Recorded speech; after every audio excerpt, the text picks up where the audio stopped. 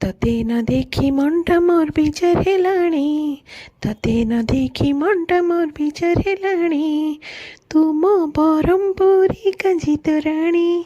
हाँ आज्ञा ब्रह्मपुर कांजी तोराणी एते मात्रा फेमस तापाई मते बहुत खुशी लगुच। मु पुणी नहीं आसी आपण मानक आउ गोटे कांजीर रेसिपी। तो चलतु बनैबा आज टमाटो कांजी। तो ये राति किसी बड़ी जाइए मोर भात तो मुझे पानी ऐड करके बसई देची से लुण और हल्दी पकई बसई देची। तो कि से फुटी आसला ये किसी परिवा को काटिक रखी ताकू भी ऐड कर देची।